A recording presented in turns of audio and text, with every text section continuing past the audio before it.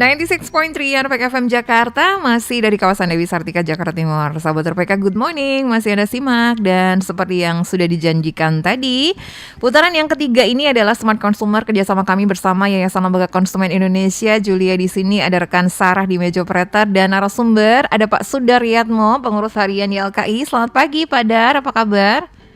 Selamat pagi Mbak Yulia. Iya. Selamat pagi semua. Selamat pagi. Sehat selalu ya Pak Dari ya. Ya, Dan juga ada Mbak Eka Afrina. Beliau ini adalah manajer riset dan manajemen pengetahuan prakarsa. Selamat pagi Mbak Eka, apa kabar? Selamat pagi Mbak Julia, baik Mbak, Baik sehat. ya, sehat selalu. Terima kasih ya waktunya Mbak Eka ya. Nanti kita akan lebih kenal lebih jauh dengan prakarsa ini. Tapi sebelumnya saya mau sapa Pak Dar dulu nih. Ya. Pak Dar, topik kita kan menjadi konsumen perbankan yang bertanggung jawab. Nah, kalau kita ngomongin perbankan ini di YLKI sendiri, banyakkah yang melakukan pengaduan terkait dengan perbankan ini Pak? Bagaimana ininya? Apa namanya datanya Pak Dar? Ya, terima kasih Mbak Yulia. Jadi kalau dari statistik aduan konsumen itu memang kelompok yang mendominasi pengaduan konsumen itu di jasa keuangan. Nah, di jasa keuangan itu kita pilah-pilah lagi. Oke. Yang paling tinggi itu saat ini tahun 2023 itu pinjaman online. Pinjol ya, oke. Baru yang kedua adalah perbankan, kemudian ada leasing, ada asuransi, terus ada investasi macam-macam gitu. Jadi tapi sebelum ada pinjol itu sektor perbankan itu selalu mendominasi ke pengaduan di sektor jasa keuangan gitu. Begitu ya datanya di LKI ya. Iya, oke. betul. Baik, sekarang saya ke Mbak Eka dulu deh. Kayak mau kenalan dulu prakarsa gitu ya. Prakarsa ini apa nih Mbak Eka? Silakan. Iya, makasih Mbak Julia. Jadi prakarsa ini kita adalah lembaga penelitian Mbak dan advokasi kebijakan publik gitu. Kita ada di Jakarta, sudah berdiri sejak tahun 2004, berarti udah 20 tahun ya kurang lebih. Udah lama nih Mbak Eka ya. Iya, betul. Iya. Isu-isunya itu ada 3 core isu, ada isu ekonomi, pembangunan berkelanjutan, dan isu sosial. Nah, untuk di isu perlindungan konsumen ini memang fokus di pembangunan berkelanjutan. Jadi pada tahun 2013 kami membentuk koalisi Responsi Bank Indonesia namanya. Ini bersama YLKI juga dan kurang lebih sekarang itu sudah ada 15 NGO di dalamnya yang bergabung di koalisi Responsi Bank. Jadi kami memang menyoroti bagaimana perlindungan konsumen di Indonesia akan semakin ditingkatkan gitu, dan bagaimana bank-bank ini bisa mewujudkan pembangunan yang lebih ramah lingkungan, ramah sosial, tidak melanggar HAM dan sebagainya, seperti itu. Intinya keuangan berkelanjutan, Mbak. Keuangan berkelanjutan ya, luar biasa ya. Berdasarkan pengamatan dan risetnya ini, kalau untuk konsumen perbankan sendiri, pendapat dari prakarsa gimana tuh Mbak Eka? Kalau konsumen perbankan di Indonesia, ini cukup unik ya Mbak. Nah ini kita pengen tahu nih, uniknya gimana tuh Mbak Eka? Benar, karena kalau di prakarsa sendiri kan bekerjanya bukan di level nasional aja nih Mbak, tapi kita juga berkoalisi di level Eropa, internasional gitu. Kalau konsumen di Eropa, biasanya kalau mereka dapat laporan nih terkait banknya, banknya bermasalah gitu, melakukan kerusakan lingkungan, itu nasabahnya, masyarakat sebagai nasabah, mereka akan pindah bank. Secepat itu ya? Iya, jadi bisa cepat. Tapi kalau di Indonesia, nasabah di Indonesia itu masih lebih fokus ke bagaimana mereka bisa menabung, tabungannya aman, lalu kalau ada berita-berita tentang kerusakan lingkungan, ada pelanggaran HAM dan sebagainya, mereka cenderung, kita ya termasuk itu nggak peduli gitu, masih belum tahu bahwa peran kita itu cukup besar di dalam membuat perubahan itu. Jadi masih fokusnya bunga banknya berapa besar nggak, atau uang saya aman atau tidak. Terus manfaat dari ATM-nya banyak nggak, deket nggak ATM-nya. Ya masih berkutat di layanan-layanan perbankannya sendiri. Iya, Itu sesimpel kalau di itu. Indonesia. Sesimpel itu sebenarnya ya konsumen perbankan Indonesia ini ya ini adalah ciri-ciri dari konsumen perbankan di negara berkembang sebenarnya Mbak Eka ya. Jadi Betul masih sekali. gimana caranya uangnya ini aman gitu.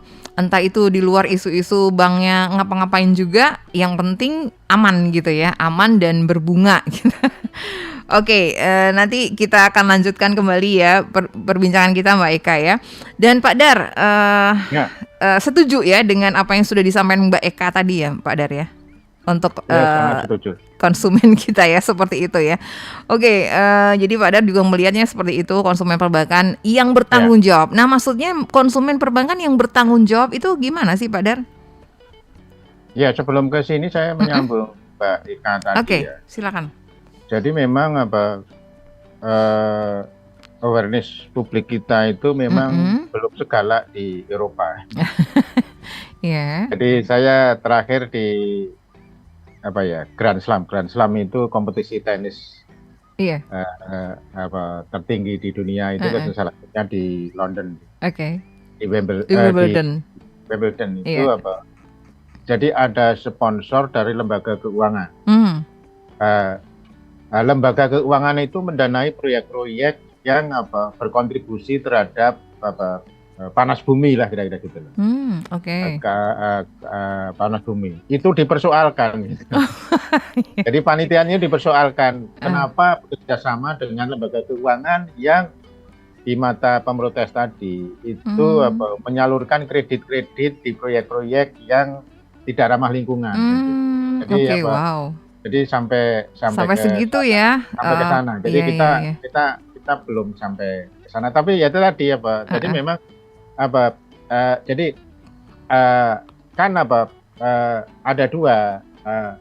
Kita yang di kita kan yang punya dana aja belum sampai awareness sampai ke sana kan.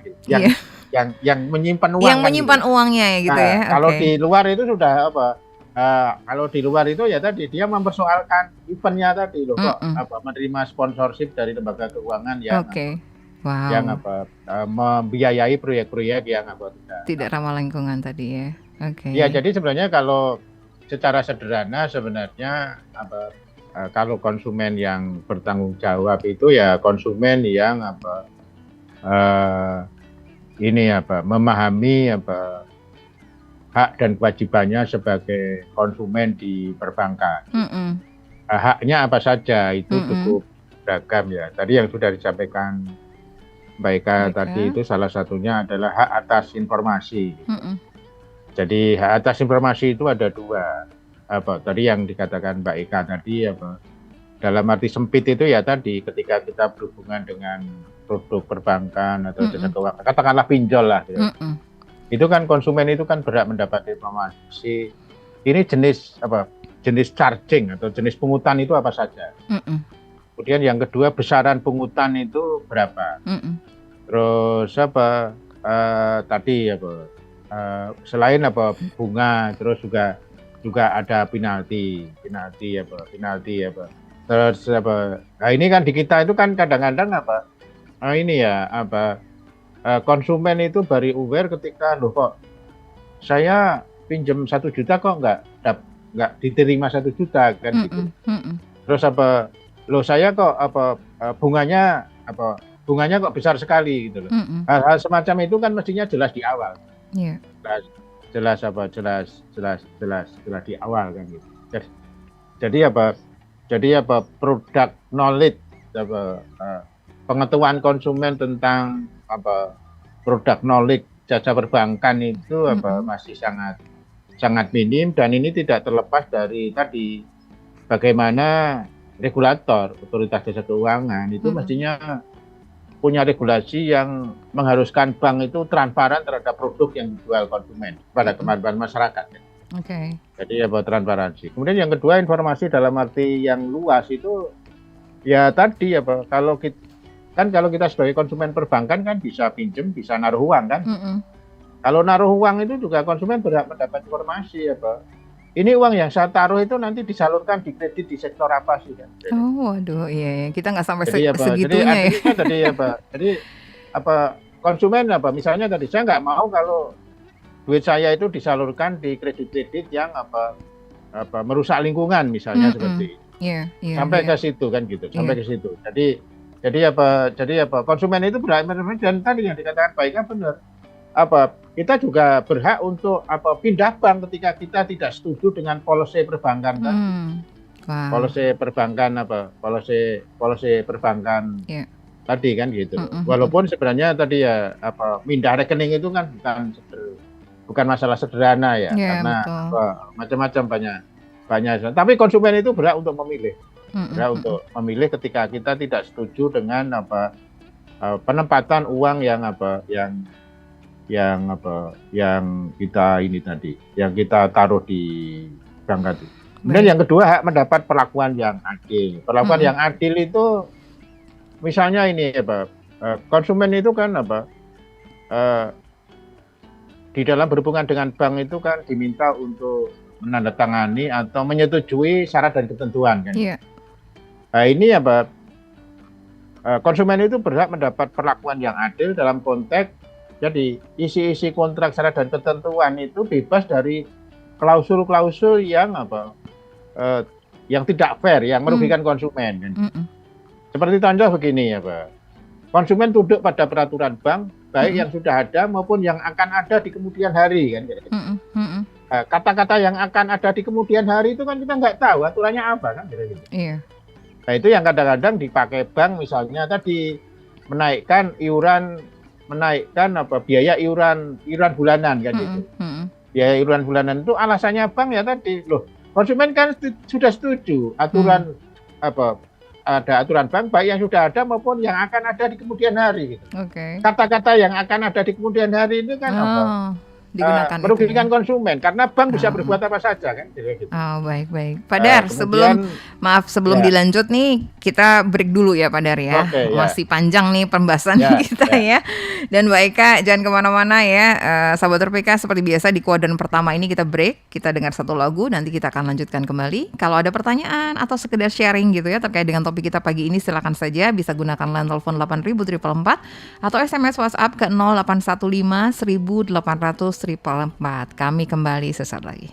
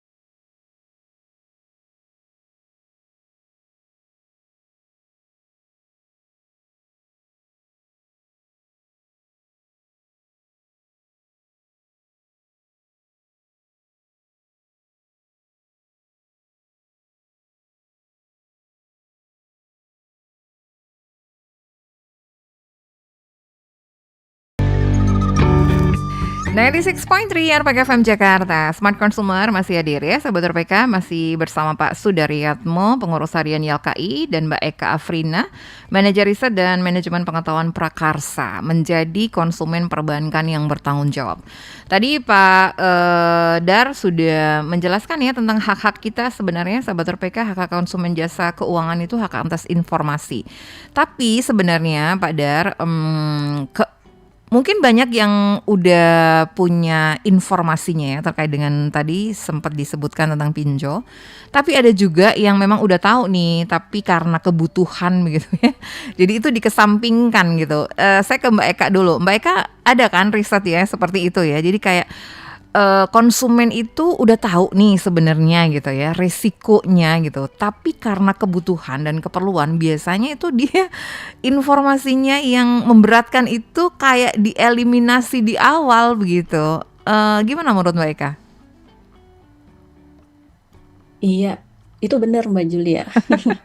Jadi ada banyak yang akhirnya terjerat pinjol itu justru orang yang well educated, terus mereka kerja juga di kantoran gitu ya. Jadi bukan cuma masyarakat yang ada di desa yang kerjaannya ojek mungkin atau lain-lain, tapi ternyata yang pinjam pinjol ini kan juga beragam ya pendapatannya dan pengetahuannya gitu. Tapi memang ini juga tidak terlepas dari pandangan masyarakat bahwa ini terkait juga dengan literasi keuangan ya. Jadi meskipun mereka sudah pendidikannya tinggi, tapi literasi keuangannya ternyata juga nggak berbanding lurus nih. Kalau kita lihat memang literasi keuangan di Indonesia itu belum sampai 50% Mbak Jul. Belum sampai 50%, jadi memang masih rendah sekali ya.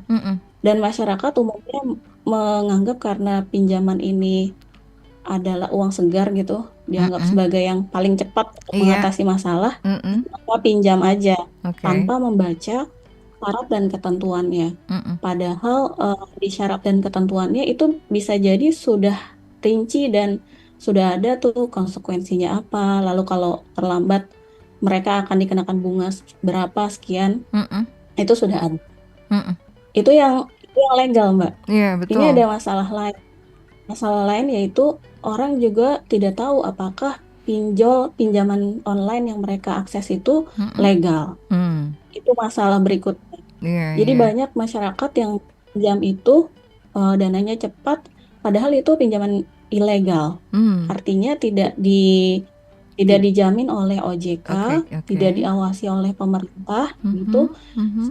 Kalau ada sengketa atau kasus yang akhirnya menjerat si nasabah itu atau konsumen, ya itu tidak bisa dibantu oleh pemerintah secara langsung karena aliran jalurnya beda dan itu harus ke kepolisian ya.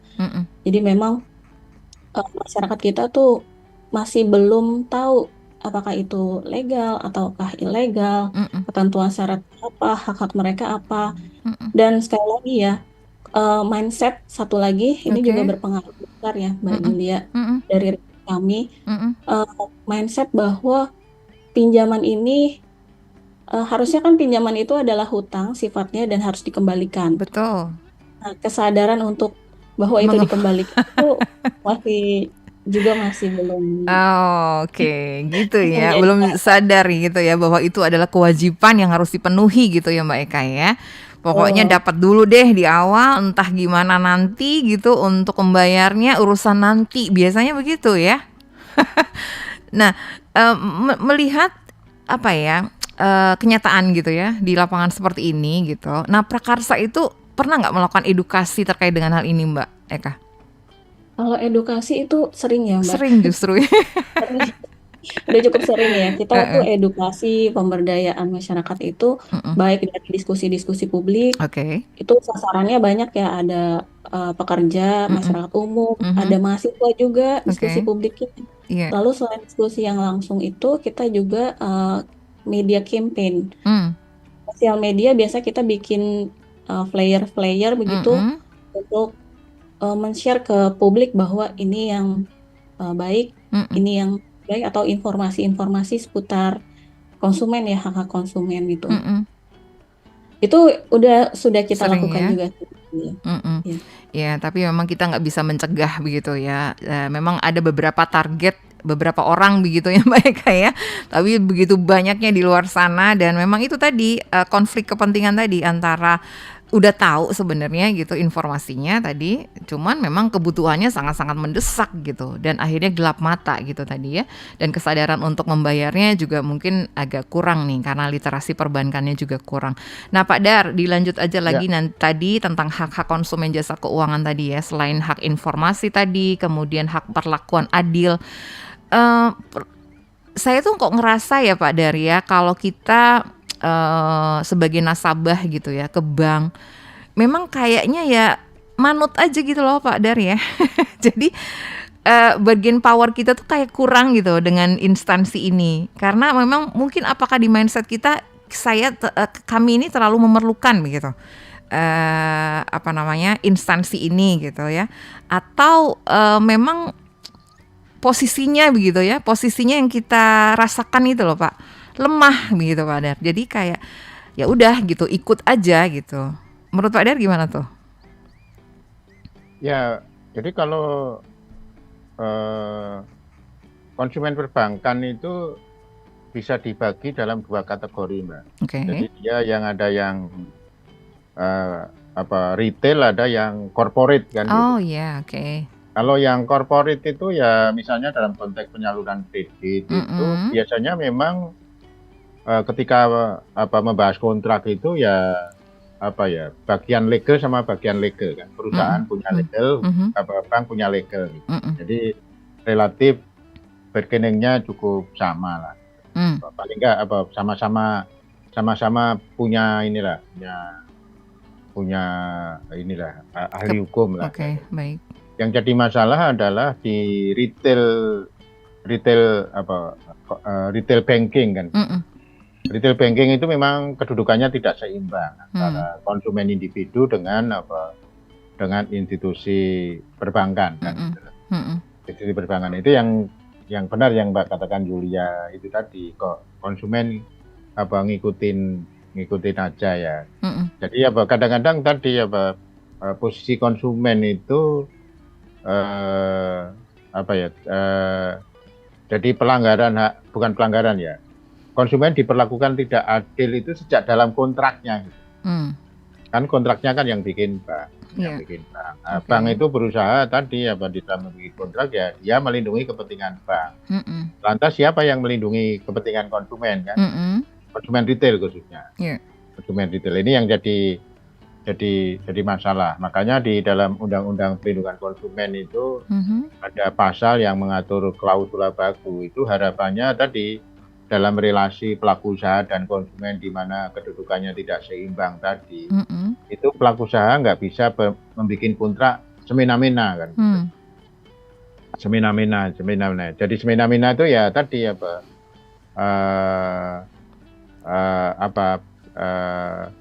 mengurangi atau melepaskan tanggung jawab kalau ada masalah.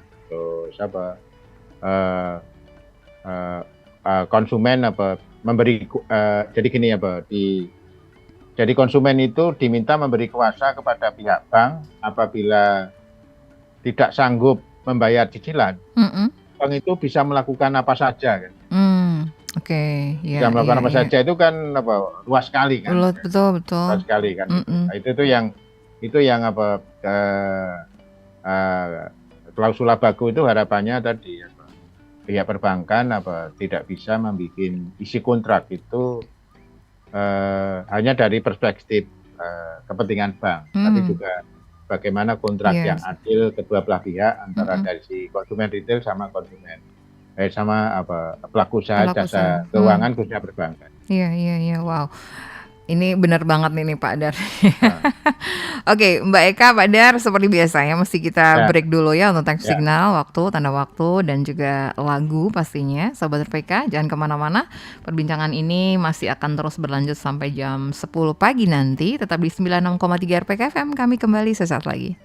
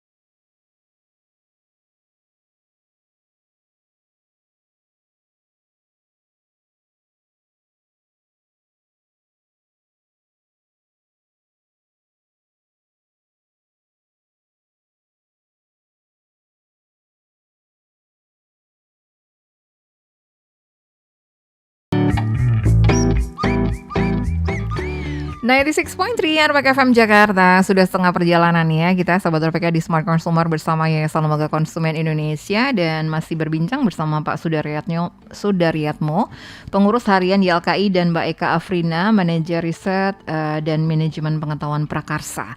Menjadi konsumen perbankan yang bertanggung jawab, sebenarnya ini adalah keinginan kita semua ya.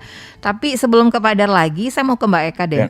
Mbak Eka, dalam riset ada nggak perilaku yang berbeda nih antara konsumen keuangan yang generasi dulu gitu ya dengan milenial atau mungkin Gen Z gitu? Gimana Mbak Eka? Kalau riset secara khusus itu belum ada ya Mbak Julia, kita melihat tren itu. Tapi kalau dari yang kami lihat, ini juga ada perubahan nih, ada perbedaan. Gimana Untuk tuh? generasi yang dulu misalnya generasi milenial atau generasi sebelumnya begitu, biasanya perilaku konsumen perbankan ini memang masih sangat masih sangat yang konvensional standar. gitu. Oh, standar. Iya. Gen X Jadi ya, Gen X dan Gen milenial gitu ya. Mereka itu menabung gitu, meminjam juga tujuannya biasanya ya untuk keperluan-keperluan rumah tangga yang misalnya membangun rumah, terus jadi modal usaha gitu, masih seperti itu. Tapi kalau untuk Gen Z nih, utamanya ya milenial ke bawah gitu, ada perilaku yang mereka jadi konsumen perbankan, mereka itu mau kalau untuk pinjaman, biasanya untuk keperluan yang konsumtif. Itu juga terjadi tuh trennya tuh kalau dari pemberitaan. Banyak yang pinjam itu untuk konsumtif, misalnya contoh kemarin itu yang sempat viral ya, untuk beli tiket konser misalnya. Wow. Itu juga jadi karakteristik tersendiri ya untuk Gen Z. Untuk produk keuangan yang lebih inovatif dan lebih mudah gitu dijangkau oleh. Iya sih ya, wah ini emang kadang menyesatkan juga. Ini tadinya begitu ya, pinjaman ini seperti air segar gitu ya Mbak Eka ya. Tapi sekarang itu kalau misalnya akhirnya merambah ke Gen Z ini justru malah menyesatkan begitu ya. Tapi ini khususnya untuk pinjol-pinjol ya. Tapi kalau untuk ke yang instansi ke bank langsung begitu tuh, mereka bagaimana tuh perilaku mereka Mbak? Kalau instansi ke bank itu hubungannya ke bank ya mungkin karena literatur dan digitalnya udah native ya mereka lebih banyak bisa baca sebetulnya. Informasinya lebih justru mereka lebih tahu gitu ya, lebih melek gitu ya informasinya ya Mbak Eka ya. Tapi kalau yang generasi X gitu, ya mereka juga tidak banyak yang menggunakan misalnya mobile banking contohnya. Nah itu belum rata karena kan Indonesia bukan cuma di kota-kota besar aja ya Mbak Julia, tapi juga sampai ke desa-desa. Jadi khusus untuk teknologi yang terkait dengan perbankan ini memang milenial Gen Z ini megang ya Mbak Eka ya. Dan cepet banget gitu loh mereka tuh ya aksesnya dan bisa gitu. Untuk Mbak Eka sendiri tips gitu ya Mbak Eka ya memilih. Kalau kita tuh ngelihat mau jadi nasabah kan ngelihat oh ya ini emang udah banknya ini udah gede banget lah ya gitu, udah di mana-mana ada, di cabangnya ada. Apakah memang itu masuk ke kriteria atau ada beberapa kriteria yang kita tuh akhirnya nggak sadar gitu, harusnya itu yang digunakan?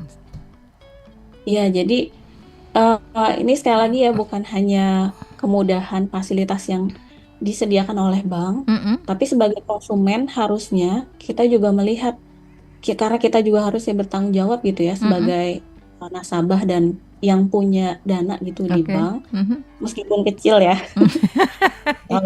beragam ya. Tapi kita juga harus lihat reputasi bank itu, track record. Apakah bank itu bank ini cukup memperhatikan apa yang mereka lakukan investasi di lapangan ya.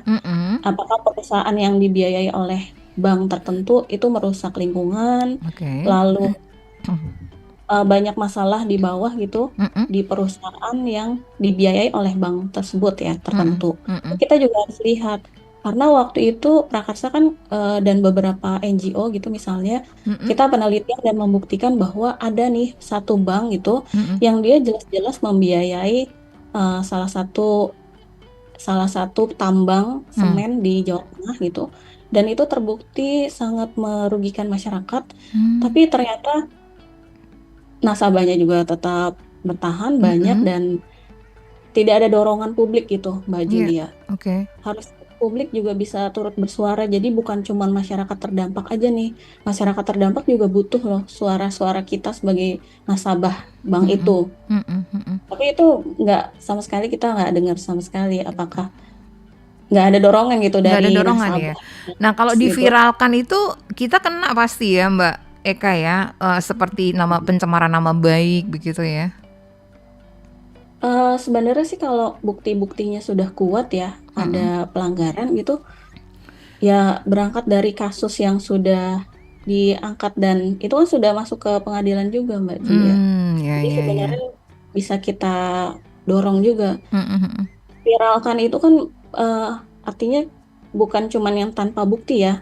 Kalau datanya jelas, berdasarkan riset dan itu juga bukti-bukti di lapangan itu sebenarnya bisa kuat juga. Iya. Sebenarnya sih sekarang di media sosial banyak ya yang beropini begitu Mbak Eka ya terkait dengan apapun gitu ya, bukan hanya perbankan. Nah ini bisa jadi salah satu literasi juga yang bisa kita ambil gitu ya. Tapi tetap aja harus hati-hati juga, cek and recheck ya supaya itu informasi nggak hoax juga. Nah Pak Dar mengomentari apa yang sudah disampaikan oleh Mbak Eka tadi nih untuk kalangan Gen Z, Gen X tadi dan juga milenial dan juga Gen Z gitu. Kalau dari LKI sendiri memandangnya perilaku mereka tuh bagaimana nih Pak Dar, perbedaannya? Iya sebenarnya ada ini ya, ada tiga level lah. Jadi terhadap perilaku nasabah atau konsumen perbankan. Jadi yang pertama dari sisi regulator, otoritas jasa keuangan, kemudian yang kedua dari sisi perbankannya sendiri, terus yang ketiga dari sisi konsumen kaitannya dengan tadi yang sudah disinggung Mbak Eka, literasi keuangan kan. Jadi misalnya tadi pinjol itu ya memang tadi rata-rata yang bermasalah itu pengguna. Jadi pinjol sebenarnya pinjaman online itu sebenarnya produk yang netral. Tapi bermasalah ketika digunakan secara tidak tepat. Jadi ya tadi pinjol itu kalau untuk usaha-usaha produktif yang jangka pendek itu ya bisa jadi solusi keuangan. Tapi kalau untuk konsumtif itu ya potensi masalahnya itu tinggi gitu. Belum lagi penyaluran kepada kelompok-kelompok yang dia belum punya penghasilan kan. Jadi ini kan dari sisi regulasi dan juga dari sisi perusahaan jasa keuangan itu kan mestinya punya filtering ya. Filtering masuk anak sekolah dikasih pinjaman online kan gitu. Nah, ini nanti kan pasti menjadi beban orang tuanya dan kadang-kadang kan banyak kasus orang tuanya kaget kenapa anaknya dihubungi debt collector, ternyata dia dengan pinjol dan tanpa sepengetahuan orang tuanya. Nah, ini kan dari sisi pelaku jasa keuangan dan dari sisi regulasi mestinya lo kok bisa ya pinjaman online kok bisa diakses oleh kelompok yang belum punya penghasilan, nanti nyicilnya dari mana kan kayak gitu. Baik. Belum lagi yang dia menggunakan pinjol itu untuk konsumtif, apalagi untuk nonton konser kok pakai pinjol. Baik, Pak Dar, ada yang mau bergabung bersama kita ya, kita jumpai saja. Halo, selamat pagi. Makasih. Iya, Mbak Julia. Pak Ferry, silakan Pak. Baik, makasih Mbak Julia, Pak Dar dan Mbak Eka. Selamat pagi Pak dan Mbak Eka. Mau menanyakan langsung saja, nanti nggak apa-apa digabung saja Pak Dar dan Mbak Eka. Jawabnya Pak, yang pertama, ke Mbak Eka dulu aja deh. Soalnya gini, ada hubungannya sama pertanyaan ini. Kalau Mbak Eka kan tadi lebih ke khususan, lebih yang skala prioritas kedua untuk negara yang itu tadi lah. Kalau untuk yang seperti yang dibahas tadi, nampaknya pinjam bahasa Pak Dar, wong masalah haknya nasabah yang sekarang aja belum kelar gitu. Nah, mau nanya nih Mbak Eka, kira-kira ada nggak divisinya tempat Mbak Eka itu yang menangani PR-nya haknya nasabah yang SOP-nya itu belum kelar? Gimana bahasanya? SOP perbankannya terhadap haknya nasabah itu banyak yang belum kelar, belum beres begitu, jadi banyak korbannya si nasabah itu nggak ada yang nanganin gitu ya. Selain tentu dengan segala hormat Pak Dar YLKI ya, tapi mohon actionnya begitu, jadi di lapangan agar SOP standar, walaupun nanti akan dilarikan ke tergantung kebijakan masing-masing mereknya, tapi SOP standar haknya nasabah aja kan beda-beda ya kan. Kalau perbandingan A, B, C dari berbagai bank, ini kita bicara nasabah retail ya dulu saja karena yang di masyarakat biasa. Itu yang pertama. Yang kedua, secara umum kadang-kadang Pak Dar masih suka kita tuh menjadi nasabahnya, bahkan kita tidak tahu detik per detik itu ada kebijakan-kebijakan baru yang mereka nggak ceritain ke kita, tahu-tahu kita dapat menjadi kewajiban. Kalau hak jarang dikasih, tapi kalau kewajiban yang misalnya urusan biaya aja, fee terhadap ATM, terhadap apa itu kita nggak tahu ada perubahan gitu. Kita nggak tahu pas kita mau, dulu waktu kita buka nggak gitu, sekarang ya gitu-gitu loh Pak. Itu jadi kita nggak dikasih tahu. Itu juga menjadi masalah. Kemudian saya nggak tahu nih kalau mohon di-update aja Pak secara umum saja, nggak usah terlalu bahasa legal, kita juga bingung. Memang masih boleh sampai saat ini kalau ini banknya itu inikan dana nasabah masyarakat retailnya untuk muter ke grupnya sendiri usaha retail dia. Bisa dimengerti ya. Jadi kalau dia jualan gini-gini, yang akan dikasih promo adalah nasabah banknya, grupnya dia. Jadi sebenarnya hanya untuk muter-muter di dalamnya sendiri gitu. Kalau bisnis to bisnis saya malah nggak apa-apa. Tapi kalau sektor bisnisnya diambil dari nasabah customernya usaha besar retailnya dia, tapi dimasukkan ke tempat dia sendiri gitu. Jadi muter di grupnya sendiri, itu aturannya memang boleh atau sebenarnya nggak boleh. Dan terakhir sedikit Pak Dar dan Mbak Eka mengenai saya nggak tahu juga ini apakah aturannya sudah dirubah atau belum, bahwa kita bisa konsumen atau nasabah tuh baru ngeh ternyata kalau kita nggak upgrade terus menjadi peril atau apa di dalam itu kan lama-lama pokoknya habis. Berbeda sama dengan segala hormat zamannya Tabanas, Taska dan yang dulu-dulu yang bahkan diam mengendap saja saldonya bertambah itunya dikit bunganya. Tapi kalau sekarang kalau orang nggak ngerti, lama-lama dia habis, ya kan? Nah, pemberitahuan kepada calon nasabah bahwa Pak, Bu, bisa selamat minimal dapat rate per bulan sekian itu kalau minimum saldo mengendapnya sekian puluh juta. Saya harus sebutkan sekian puluh. Kalau kurang dari itu dan itu bukan peril, otomatis akan ngegerus pokoknya. Nah, itu kan nggak semua masyarakat disampaikan. Calon nasabahnya aja paling nggak ngerti. Nah, kayak gitu itu sebenarnya kebijakan bank induknya itu memberitahu atau kitanya yang kurang literasi. Pak Dar, saya terutama ikut empati pada para lansia ini sepuh yang dia nyaman dengan itu, nggak taunya pokoknya tergerus. Itu saja Pak Dar, Mbak Eka dan Mbak Julia, terima kasih. Selamat pagi semua. Pak Ferry. Oke, mungkin dari Mbak Eka dulu kali ya menjawab beberapa pertanyaan dari Pak Ferry, baru nanti dilanjut ke Pak Dar. Mungkin nggak usah terlalu panjang ya Mbak Eka ya, karena waktu juga ya. Oke, silakan Mbak Eka. Ya, makasih Pak Ferry untuk pertanyaannya ya.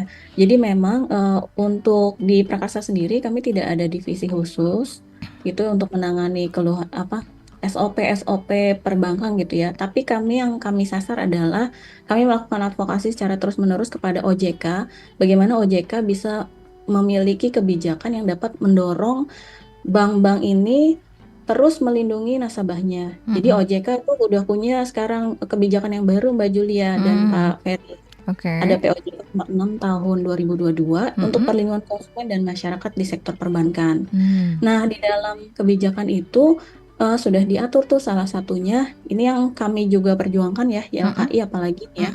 Bagaimana data-data nasabah itu tidak bisa dipergunakan atau disebarkan oleh pihak bank. Nah, itu udah keluar tuh di peraturan itu. Artinya yang kami sasar memang perubahan kebijakannya Dan kalau ada laporan dari masyarakat yang merasa dirugikan itu dari persebaran data pribadi, itu bisa lapor dan si bank ini bisa ditindak oleh OJK. Oke. Jadi ada sanksi yang bisa dilakukan. Baik. Yang tadi terkait dengan saldo minimum, ini benar nih, ini masih jadi perjuangan kita ya, karena ini juga terkait dengan inklusi keuangan, Mbak Julian. Inklusi keuangan di bawah, banyak masyarakat yang akhirnya nggak mau buka rekening gitu, takut saldonya habis. Saldo minimum sekarang itu sangat tinggi ya, jadi nggak mungkin masyarakat yang pendapatannya rendah itu atau petani gitu punya saldo yang banyak. Padahal kan harapannya di bank itu bisa bertambah ya, ada bunga, tapi sekarang nyatanya enggak. Iya, Nah, ini betul. masih perlu kita dorong sama-sama sih untuk ada kebijakan tertentu. Begitu sih. Baik. Dari Pak Dar tadi, silakan Pak Dar. Ya, jadi yang pertama tadi ini ya, terkait bank itu menyalurkan kredit di kelompok usahanya, kalau nggak salah itu. Nah, itu memang ada regulasinya, ada batasan maksimum. Jadi tidak boleh bank itu suka-suka menyalurkan kredit dana yang dihimpun dari masyarakat ke kelompok usaha. Itu ada aturan. Kemudian yang kedua, kalau di biaya bank itu YLKI pernah melakukan riset, Pak. Jadi kita itu membuka tabungan di beberapa bank, terus kita andapkan, terus kita tutup gitu loh. Setelah kita tutup kan saldonya kan ada ranking kan, bank mana sih yang biayanya paling tinggi, bank mana yang paling rendah. Terus waktu itu kita langsung minta penjelasan kepada masing-masing bank, kenapa kok biayanya mau kayak gini. Terus kita juga diskusikan dengan Bank Indonesia. Dari kajian ini kemudian Bank Indonesia waktu ada gagasan untuk meluncurkan tadi tabunganku. Tabunganku itu produk tabungan yang biayanya rendah, tapi fungsinya itu juga fungsinya juga sederhana, nggak seperti produk-produk tabungan yang lain kan, ada ATM-nya macam-macam. Jadi itu salah satu ini yang pernah dilakukan YLKI dan respon yang dilakukan. Jadi memang tadi yang jadi masalah sebenarnya tadi literasi keuangan. Sebenarnya kita berhubungan dengan bank itu mau nyimpen uang atau mau menjadikan nyimpen terus atau sebagai alat pembayaran, alat transaksi macam-macam tadi ya. Ini memang sebenarnya kalau hanya nyimpen itu ya nyimpen aja, itu dia produk yang tabunganku itu dulu diperuntukkan untuk pembantu rumah tangga macam-macam, itu yang jarang melakukan transaksi, hanya nyimpen seperti itu. Seperti itu. Terus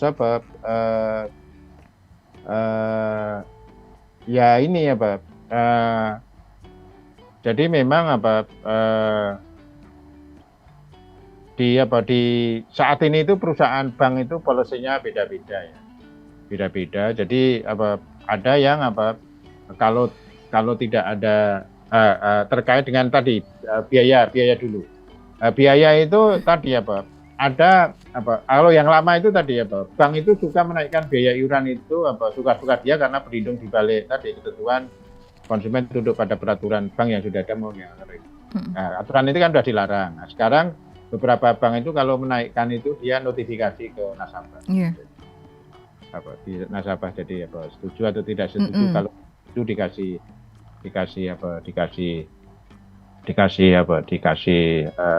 kenaikan misalnya pilihan. Oke.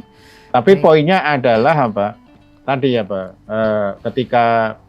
ketika kita naruh di bank itu kita punya hak terhadap uang yang kita simpan tadi ya. Baik. Biayanya apa saja, terus bunganya berapa, kalau ada, sampai tadi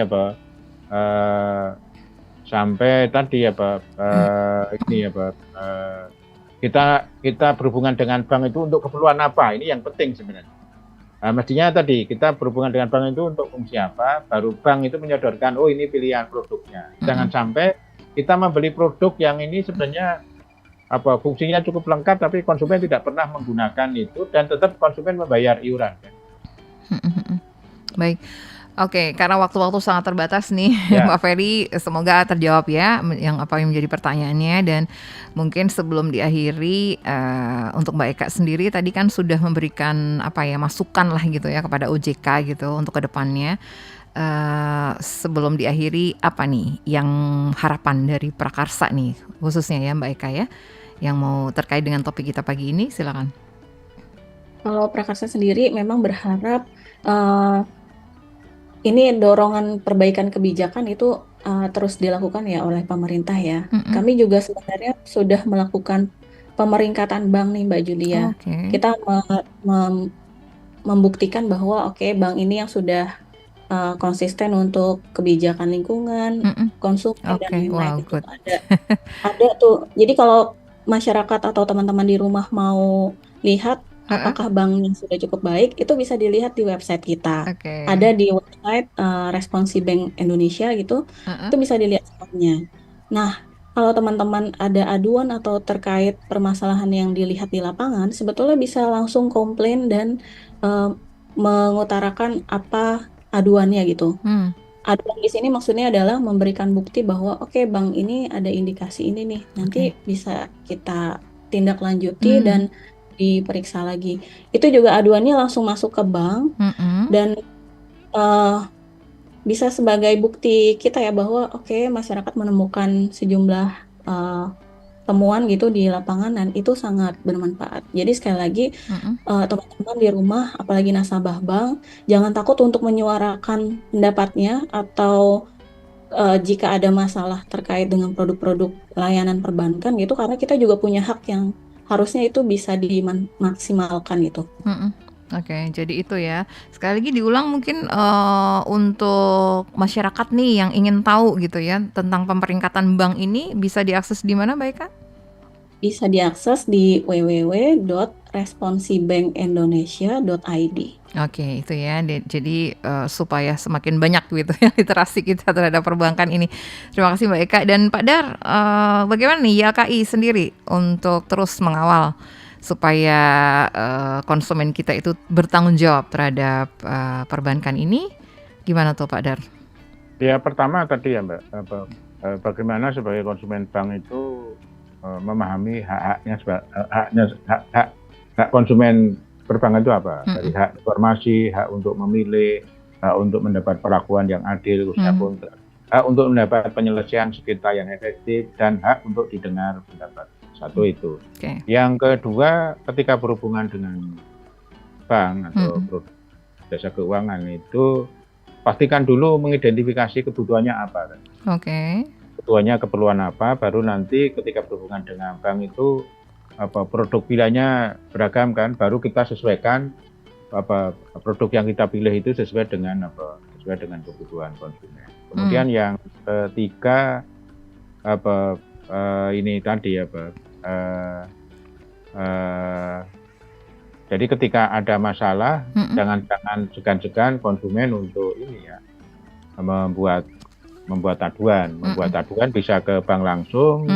Kalau nggak puas nanti bisa ke YLKI, bisa ke Badan Penyelesaian Sengketa Konsumen, jadi paling tidak dengan aduan konsumen ini juga tadi supaya kasus yang sama itu tidak dialami konsumen yang lain. Betul. Baik, terima kasih banyak Pak Dar, Mbak Eka, waktunya sangat singkat ya dan edukasinya luar biasa juga, paling tidak semakin meningkatkan begitu ya literasi kita terhadap perbankan dalam perbincangan kita dan menjadi konsumen perbankan yang lebih bertanggung jawab lagi. Sampai ketemu lagi di lain kesempatan Mbak Eka, Pak Dar, sampai ketemu lagi, sehat selalu. Baik Mbak Julia. Baik, sahabat RPK, kami akhiri saja ya kebersamaan kita di Smart Consumer. Jangan kemana-mana, Jumat Gibah akan hadir sesaat lagi, tetap di 96,3 RPK FM.